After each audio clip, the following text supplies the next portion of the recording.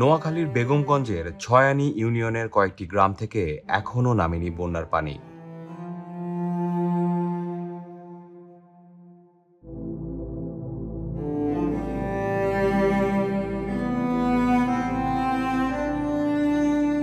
ছয়ানী বাজার থেকে ৩-৪০০ মিটার দূরের এই গ্রামে পায়ে হেঁটে যাওয়া যেত, কিন্তু বন্যার পানি না কমায় বাধ্য হয়ে এখন গ্রামে পৌঁছাতে নৌকা ব্যবহার করতে হচ্ছে।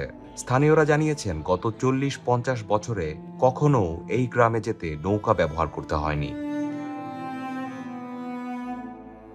বন্যা হয়েছে, আমরা এক মাসটাই চালাই, লোক নিতে আসি আনতে আসি। এর আগে বন্যার আগে চলে না, এই টাইমে রাস্তা শুকনো। গ্রামের বাসিন্দাদের গত ১ মাস যাবৎ নৌকায় যেতে ভাড়া গুনতে হচ্ছে ৪০ থেকে ৫০ টাকা। এছাড়া বসবাসের অযোগ্য হয়ে পড়েছে অনেকের বসত বাড়ি।